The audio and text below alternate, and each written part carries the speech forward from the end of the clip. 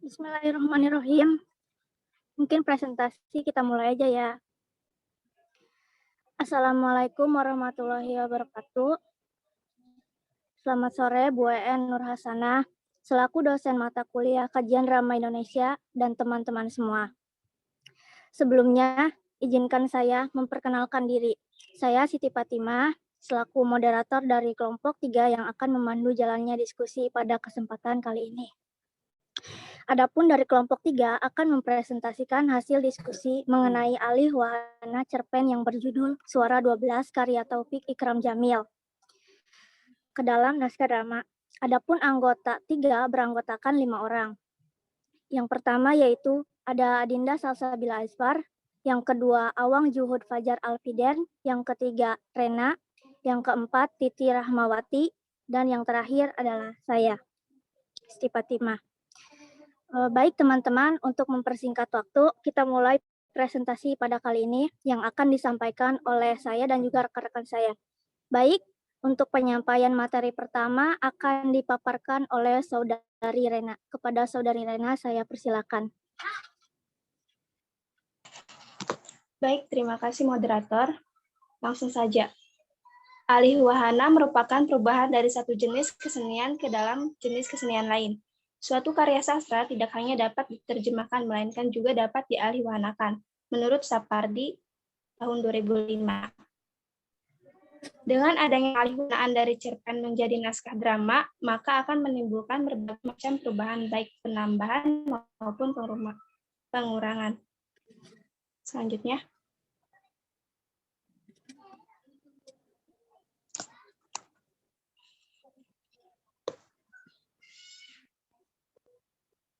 Sinopsis. Cerpen Suara 12 yang sudah kami alihwahanakan menjadi naskah drama menceritakan tentang 4 orang pengemis buta bernama Ihsan, Togar, Nanang, dan Hilal. Sudah sebulan terakhir, jarang ada yang memberikan bantuan kepada para pengemis buta itu. Hingga akhirnya datang suara misterius yang mau memberikan bantuan kepada mereka. Keempat pengemis buta itu diminta untuk mengikuti arahan dari suara misterius. Setelah mendapatkan bantuan berupa makanan dari suara misterius, para pengemis buta ditinggalkan oleh suara tersebut dengan diberi janji untuk menunggu suara itu kembali.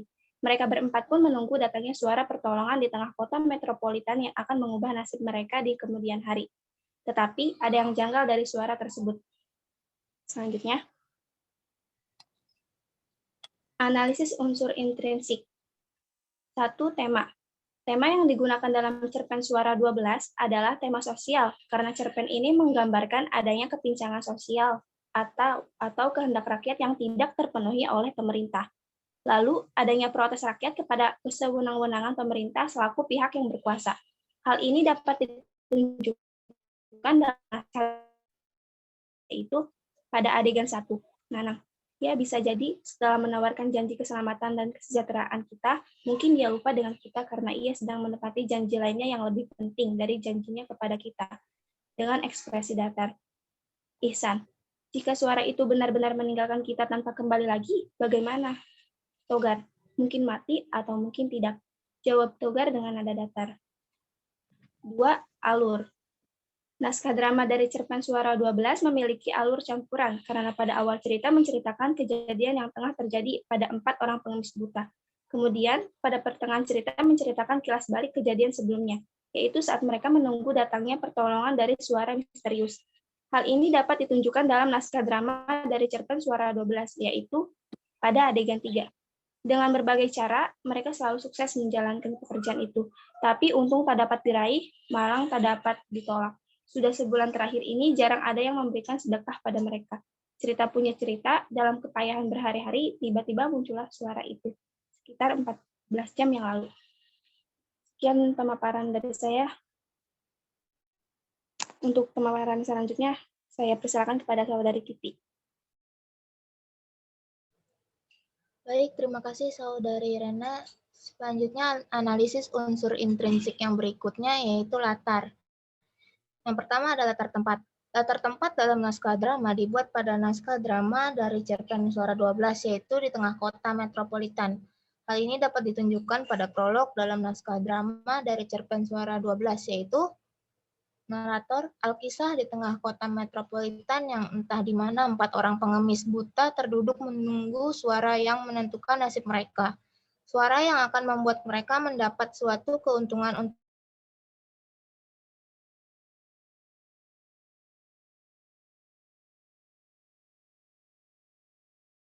pada naskah drama dari cerpen suara 12, yaitu di malam hari. Hal ini dapat ditunjukkan pada prolog dalam naskah drama dari cerpen suara 12, yaitu pada adegan 3. Narator, suatu malam yang gelap bintang tanpa cahaya, tiba-tiba mereka mendengar suara. Suara itu mengatakan akan menyelamatkan mereka jika mereka mau mengikuti arahan suara itu. Yang ketiga adalah latar suasana.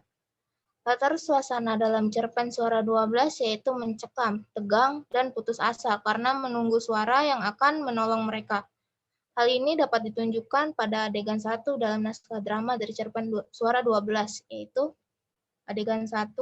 Ihsan, lama sekali, mengapa suara itu tidak terdengar lagi? Ucap Ihsan yang sudah mulai gusar. Togar, mungkin kau tidak bisa mendengarnya, jawab Togar dengan tenang. Ihsan, hei, aku ini buta, bukan tuli, ucapnya dengan suara sedikit meninggi.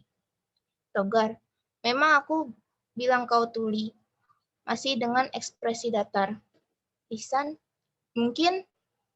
Togar, sudahlah, mungkin dia lupa dengan kita. Ihsan, lupa kau bilang? Dengan ekspresi kebingungan. Selanjutnya, ada tokoh dan penokohan. Tokoh yang pertama yaitu Ihsan. Ihsan memiliki watak yang tidak sabaran, selalu mengeluh, cerewet, mudah putus asa. Hal ini dapat ditunjukkan dalam dialog pada naskah drama cerpen suara 12, yaitu pada adegan 1. Ihsan, lama sekali, mengapa suara itu tidak terdengar lagi? Ucap Ihsan yang sudah mulai gusar. Togar, mungkin kau tidak bisa mendengarnya, jawab Togar dengan tenang. Ihsan, hei, aku ini buta, bukan tuli, ucapnya dengan suara sedikit meninggi. Yang kedua, Togar. Dalam naskah drama cerpen suara 12, tokoh Togar memiliki watak cuek, pasrah pada keadaan, tegas, optimis. Hal ini dapat ditunjukkan dalam dialog pada naskah drama dari cerpen suara 12, yaitu adegan 1. Mungkin kau tidak bisa mendengarnya, dengan ekspresi datar. Hei, aku ini buta, bukan tuli. Togar, memang aku bilang kau tuli, masih dengan ekspresi datar. Ihsan, mungkin? Togar, sudahlah, mungkin dia lupa dengan kita. Ihsan, lupa kau bilang dengan ekspresi kebingungan. Yang ketiga, Nanang. Dalam naskah drama pada cerpen suara 12, tokoh Nanang memiliki watak berpikir positif, penakut, dan mudah tertekan. Hal ini dapat ditunjukkan pada dialog pada naskah drama dari cerpen suara 12, yaitu di adegan 1. Nanang, ya, bisa jadi. Setelah ia menawarkan janji keselamatan dan kesejahteraan kita, mungkin dia lupa dengan kita karena dia sedang menempati janji lainnya yang lebih penting dari janjinya kepada kita, dengan ekspresi datar. Kemudian pada adegan 4, Nanang, benar kan? Dia bukan manusia, dia bukan manusia. Nanang berteriak. Selanjutnya ada tokoh Hilal. Tokoh Hilal memiliki watak tidak mudah percaya, optimis, pemarah, dan keras kepala. Hal ini dapat ditunjukkan dalam dialog pada naskah drama dari cerpen suara 12, yaitu di adegan 1. Togar, terserah, malas bertengkar dengan orang yang keras kepala. Hilal, ini bukan bertengkar, tapi membicarakan bagaimana ada pihak yang sampai hati menyuruh kita menunggunya dalam keadaan parah semacam itu. Togar, ya sudah, tunggu kalau begitu. Kembali saja mengemis di jalanan. Hilal, kalau saja aku dapat melihatmu, mau rasanya kutinju moncongmu. Dengan ekspresi geram. Yang terakhir yaitu Suara. Tokoh Suara ini tidak digambarkan wujudnya. Memiliki watak pemberi harapan yang tidak pasti. Hal ini ditunjukkan dalam dialog pada naskah drama dari cerpen suara 12, yaitu di adegan 3. Suara, biar ku tolong, akan kuberikan kalian makanan. Bila perlu 1% pendapatanku kepada kalian, sehingga kalian tidak perlu mengemis seperti ini. Asalkan kalian mau mendengarkanku dan mengikuti perintahku ke arah mana kalian harus berjalan. Yang kelima, sudut pandang. Sudut pandang merupakan pandangan pengarang terhadap cerpen. Sudut pandang yang digunakan dalam cerpen Suara 12 menggunakan sudut pandang orang ketiga, karena pengarang tidak terlibat langsung dalam cerita yang ditandai dengan penggunaan kata ganti nama orang. Materi selanjutnya akan dibacakan oleh Saudari Dinda. Ada Dinda, dipersilakan. Baik, selanjutnya gaya bahasa. Gaya bahasa atau majas yang digunakan dalam cerpen Suara 12 menggunakan majas satir, karena gaya bahasa dalam cerpen ini menunjukkan sebuah sindiran secara halus dengan bahasa kiasan. Hal ini dapat ditujukan pada prolog pada naskah drama cerpen Suara 12 yaitu adegan 4. Suara, maaf menunggu hampir seharian, agak lama memang, sebab aku terpaksa menyelesaikan suatu masalah gawat. Ihsan, tapi kami lebih gawat lagi, menunggu seperti tanpa ujung dalam keadaan yang benar-benar tak jelas. Yang ketujuh ada amanat. Amanat merupakan pesan moral yang ingin disampaikan oleh penulis kepada pembaca melalui cerpen. Amanat dari cerpen Suara 12 adalah jangan mudah percaya pada ucapan yang belum terbukti. Jangan memberi harapan atau janji yang belum tentu bisa ditepati dan selalu berpikir positif dalam keadaan apapun.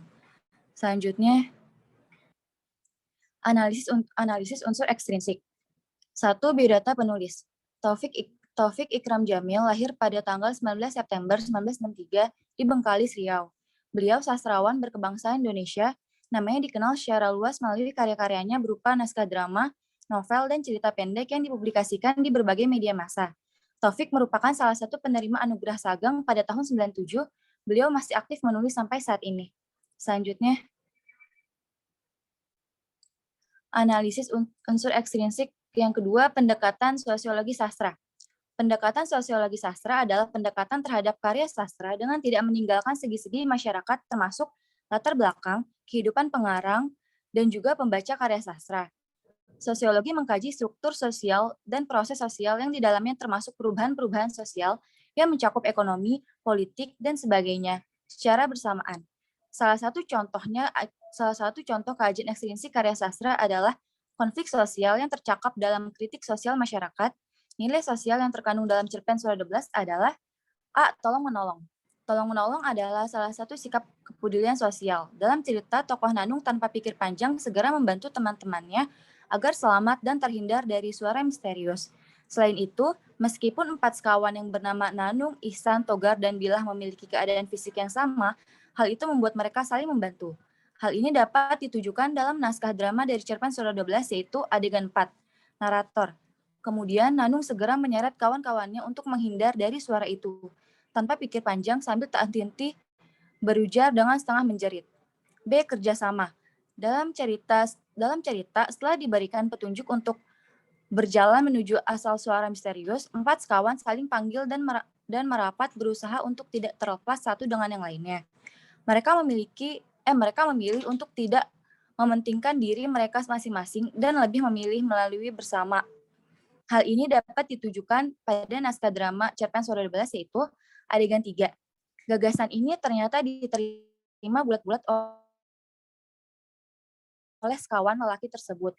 Terhadap diri sendiri pun, mata mereka masing-masing tak mampu berperan sebagai alat pemandang.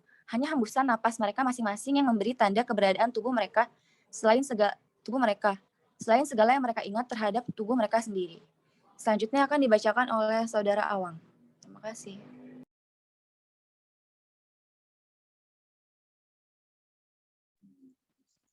Oke, selanjutnya.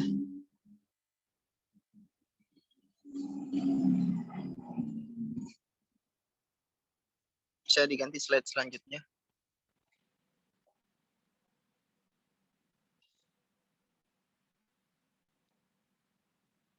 Proses aliwahana. Nah, oke, di sini saya akan menjelaskan bagaimana kelompok kita berproses mengalihkan wahana yang tadinya teks cerpen menjadi naskah drama. Nah, pertama-tama kita menginterpretasikan uh, cerita dari cerita dari teks cerpen ini itu maksudnya apa? Karena menurut kelompok kita setiap cerpen sastra itu memiliki unsur-unsur makna yang tersirat gitu. Dari cerpen ini kita bisa menemukan bahwa tokoh-tokoh yang ada di dalam teks cerpen itu merupakan interpretasi dari warga lokal atau bisa dibilang warga Indonesia. Nah, suara 12 itu yang dimaksud adalah suara dari pemerintah. Di dalam teks cerpen itu tidak dijelaskan bagaimana bentuk, bagaimana wajah dari pemilik suara itu. Nah, dari angka 12 sendiri itu mengandung unsur seperti undang-undang tentang pemilu, tentang pemilihan umum.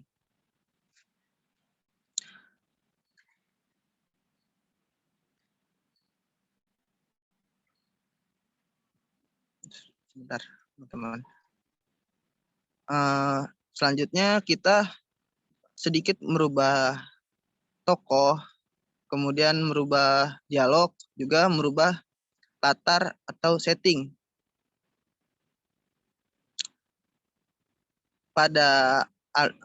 Yang pertama pada alur itu kita tidak merubah apapun, tetap alurnya itu maju dan maju mundur. Nah, dari dialog juga kita sedikit merubah.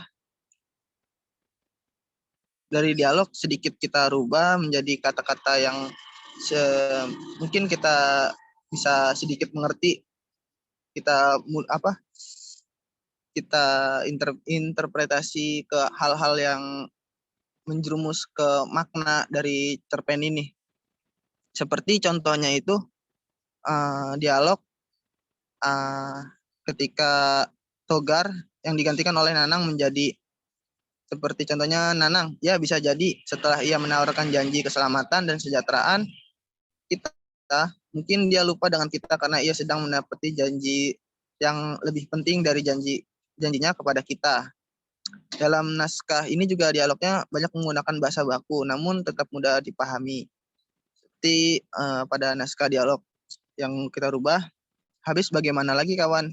Menunggu inilah yang pasti, sementara kita memang tidak bisa berbuat lain. Nasib orang menunggu memang begitu, apalagi kalau fisik kita jauh dari kata normal. Nah, dari kata itu kita juga merubah tokoh yang tadinya ada beberapa perempuan, kita juga merubah menjadi semuanya jadi lelaki gitu. Kita ini ingin menggambarkan bagaimana sosok lelaki sebagai tulang punggung keluarga. Di sini juga kita ada merubah profesi sebagai yang tadinya penyelundup barang menjadi pengemis buta. Di sini kita masuk juga kepada aliwahana latar atau setting. Kenapa kita merubah latar atau setting itu tadinya di tengah lautan yang gelap menjadi di tengah kota metropolitan? Itu sebenarnya tetap satu makna, satu tujuan.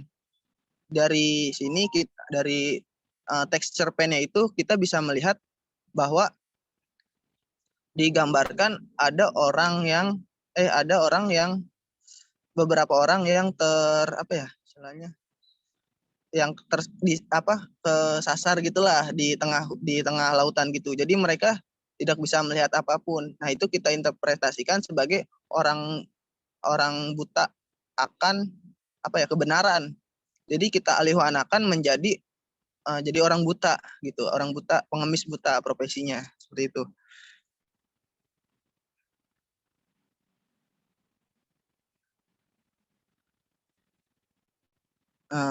Selanjutnya berikut ini merupakan salah satu bukti perubahan yang kita alihwanakan ya. Seperti dalam cerpen itu ada kata dari Togar, bayangkan saja ketika kita tergapai-gapai di laut, lebih dari 2 hari, memang kita menunggu, tapi yang kita tunggu itu tidak jelas. Kita menunggu ada sampan atau kapal atau apa sajalah yang menyelamatkan kita, tetapi apa? Nah, itu kita rubah, kita liwanakan menjadi dialog seperti bayangkan saja ketika kita kelaparan di jalanan lebih dari 2 hari tidak makan, memang kita menunggu pemberian, tetapi yang kita tunggu itu tidak jelas. Kita menunggu ada orang dermawan atau anggota DPR atau apa sajalah yang menanya, yang namanya apa sajalah namanya itu yang menyelamatkan kita. Tetapi apa? Nah, di sini juga kita menjelaskan tentang interpretasi menunggu itu seperti apa. Itu kita interpretasikan seperti apa ya, warga-warga rakyat Indonesia yang selalu menunggu janji-janji dari pemerintahnya seperti itu. Mungkin pemaparan dari saya tentang proses aliwahana saya cukupkan. Saya kembalikan ke moderator. Terima kasih. Ya baik, terima kasih kepada para pemateri yang telah memaparkan presentasi. Untuk sesi tanya jawab, kelompok kami membuka 2 sesi tanya jawab. Dalam satu sesi terdapat 3 pertanyaan. Mungkin bisa disampaikan melalui kolom chat atau menyalakan mikrofonnya secara langsung. Untuk 3 orang penanya terlebih dahulu.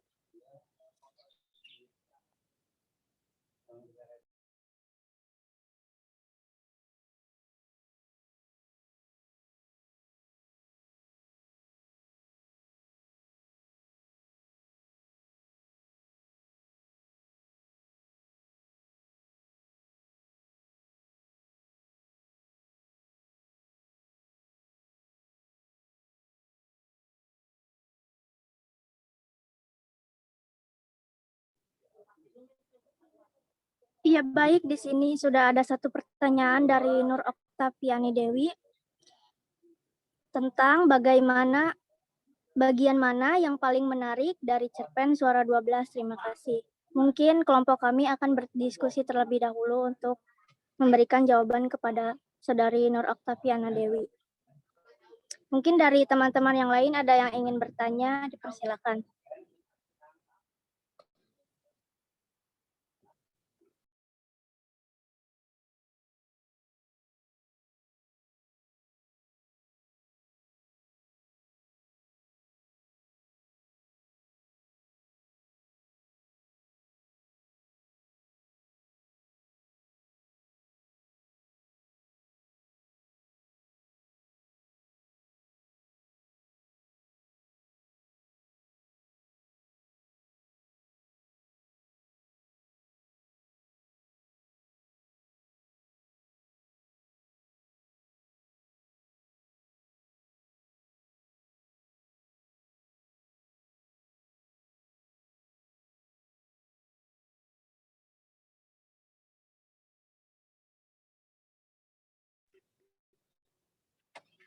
Baik, pertanyaan kedua datang dari Saudari Eva Silviana.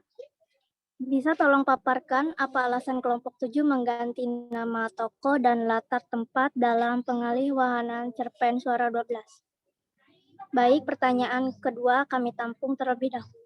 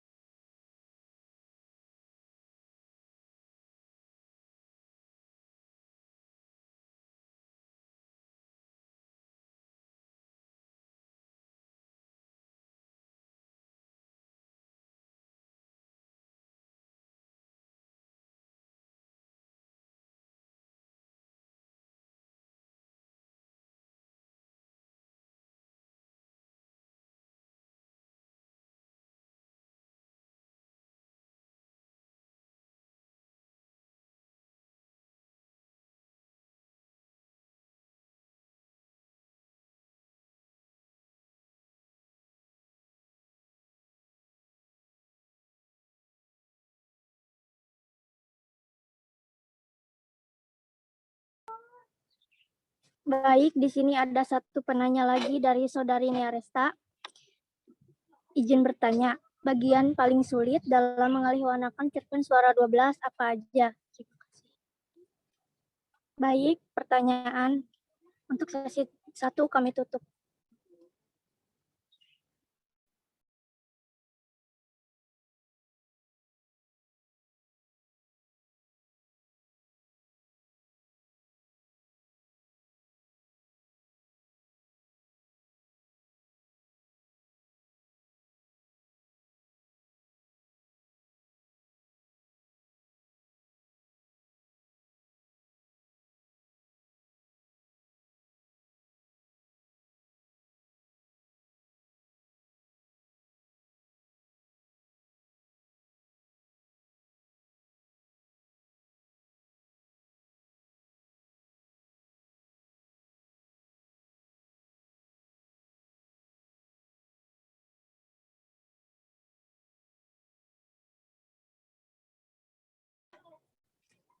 Baik, untuk pertanyaan pertama mungkin akan dijawab oleh Saudari Adinda Salsabila. Kepada Adinda saya persilakan. Baik, saya akan menjawab pertanyaan dari Saudari Vina. Menurut saya, bagian yang menarik dari cerpen Suara 12 yaitu dapat dilihat dari nilai sosialnya, yang mana cerita ini sangat mengedepankan sikap tolong-menolong dan kerjasama terhadap teman. Salah satu adegan tolong-menolong dalam naskah yaitu terdapat pada adegan 4. Narator, kemudian Nanung segera menyeret kawan-kawannya untuk menghindar dari suara itu tanpa pikir panjang, sambil tak henti-henti berujar dengan setengah menjerit. Jadi dari cerpen ini sangat mengedepankan sikap tolong-menolong dan kerjasama antar sesama teman tanpa membeda-bedakan. Terima kasih.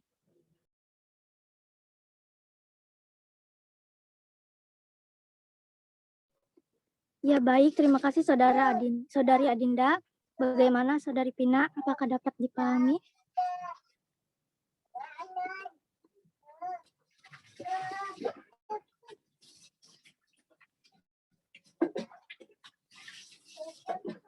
Ya baik.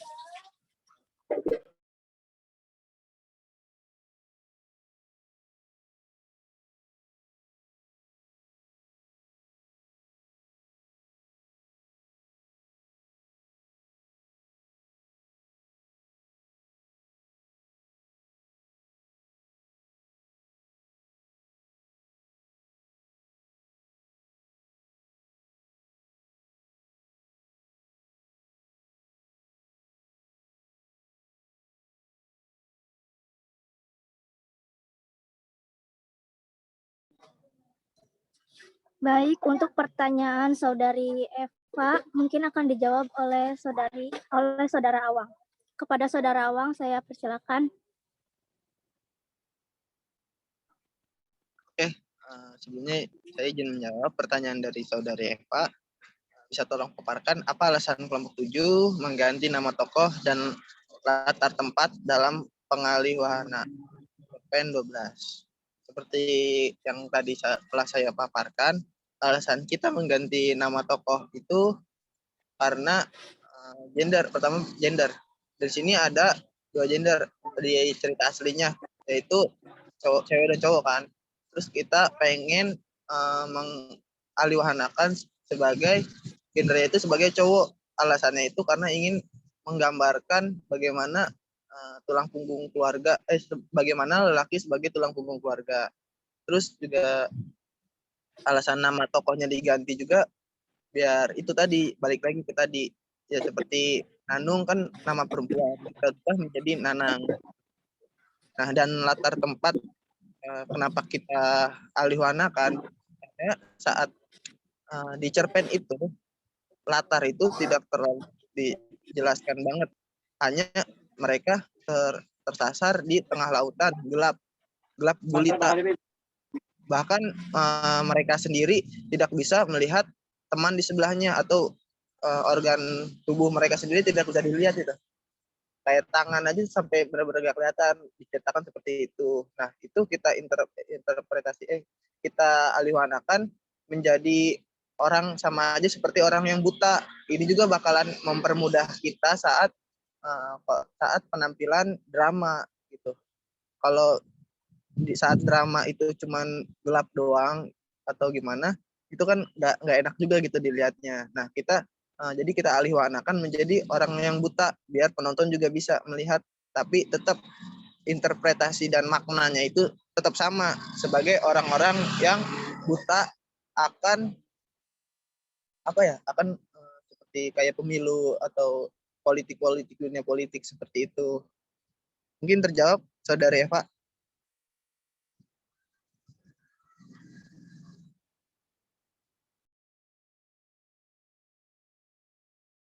Baik, sama-sama.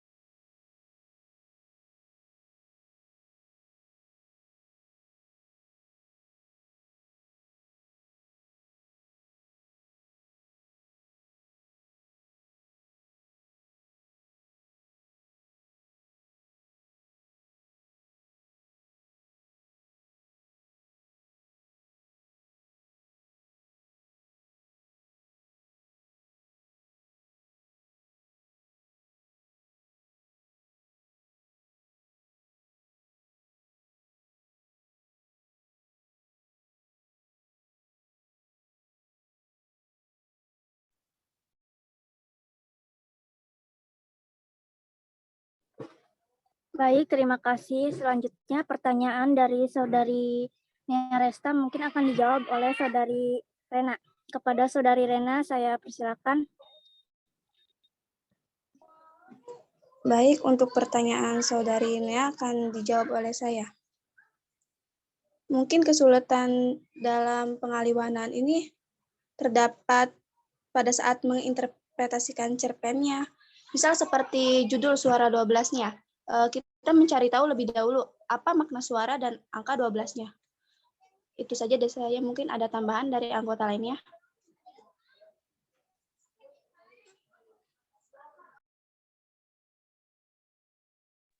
Cukup.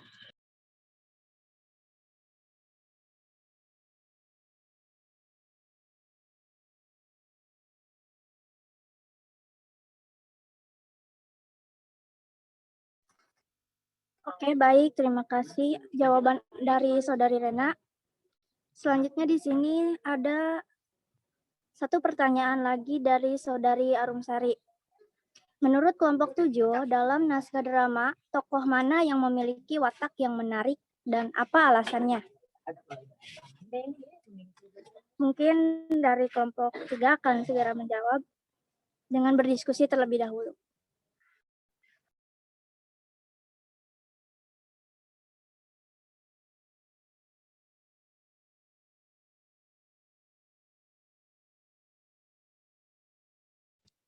Assalamualaikum warahmatullahi wabarakatuh.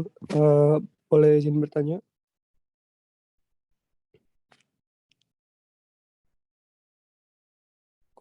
Boleh izin bertanya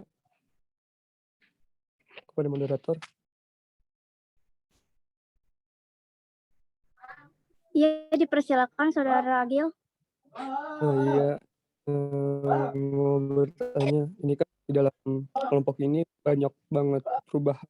Jadi ya, pertanyaan saya, apakah dari perubahan itu dapat merubah inti dari cerpen Suara 12 atau enggak berubah intinya itu maknanya? Soalnya kalau banyak perubahan, menurut saya itu merubah inti dari cerpen-cerpen aslinya. Terima kasih. Ya baik, terima kasih Saudara Agil atas pertanyaannya. Mungkin akan segera kelompok kami diskusikan terlebih dahulu. Terima kasih. Untuk moderator, boleh izin langsung jawab pertanyaan Agil? Iya, silakan Saudara Awang. Dari izin jawab ya, Saudara Agil.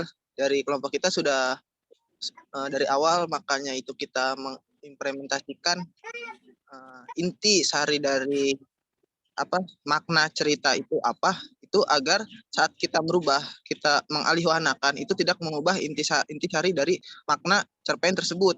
Nah, kita sudah mengetahui seperti kenapa latar belakang dari cerpen Suara 12 ini gelap gulita. Nah, itu kita sudah mengimplementasikan sebagai orang-orang yang awam atau tidak bisa melihat kebenaran apa saja yang kesalahan-kesalahan atau kebenaran pemimpin mereka. Nah, mereka cenderung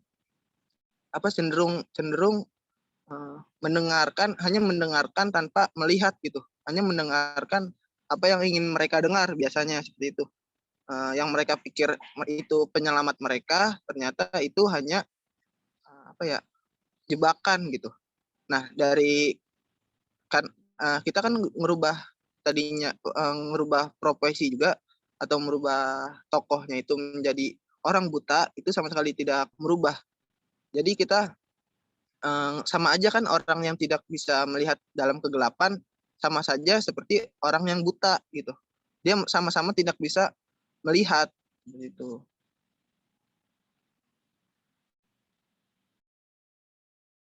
Mungkin terjawab Saudara Agil, atau bagaimana tanggapannya?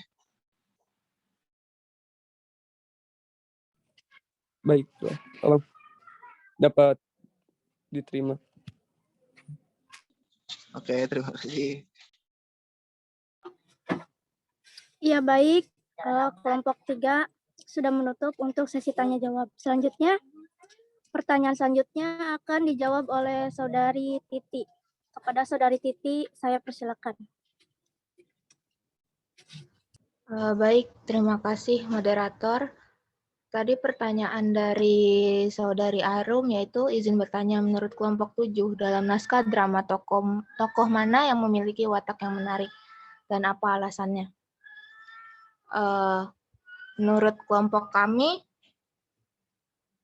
watak para pengemis itu cukup menarik karena mereka saling melengkapi satu sama lain. Ada yang wataknya tegas, ada yang pemarah, ada yang sabar, lucu. Seperti itu kurang lebih. Mungkin ada yang mau menambahkan? Jika tidak, jawaban saya cukup sekian.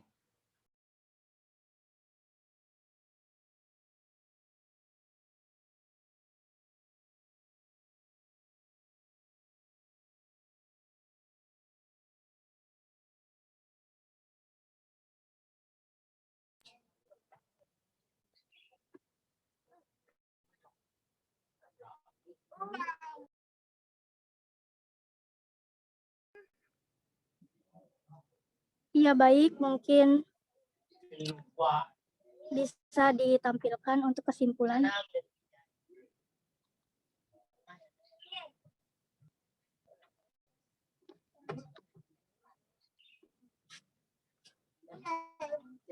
Baik, kesimpulan.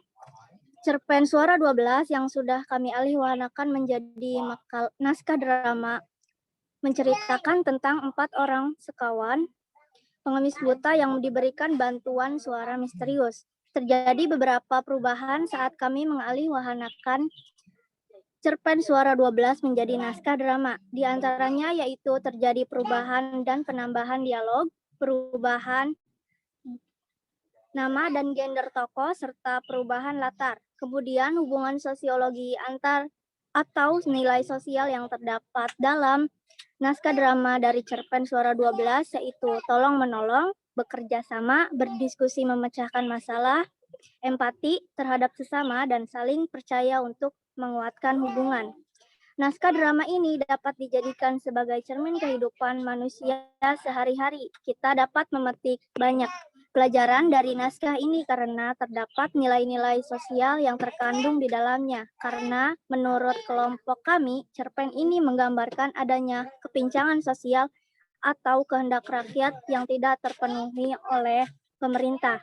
Makna di balik cerpen ini merupakan gambaran dari keadaan pemerintahan dalam negeri ini. Interpretasi dari kata suara dalam cerpen ini adalah janji yang diucapkan pemerintah kepada rakyat-rakyatnya. Oleh karena itu, pelajaran yang dapat kita ambil dari cerpen ini adalah jangan mudah percaya pada ucapan yang belum terbukti. Jangan memberi harapan atau janji yang belum tentu dapat ditepati. Dan selalu berpikir positif dalam keadaan apapun. Mungkin cukup sekian. Demikian tadi presentasi kelompok kami. Mari kita ucapkan alhamdulillah bersama-sama. Saya sebagai moderator mohon maaf atas kekurangan dan terima kekurangannya mewakilkan semua dari rekan-rekan kelompok 3. Terima kasih untuk perhatian teman-teman semua. Wassalamualaikum warahmatullahi wabarakatuh.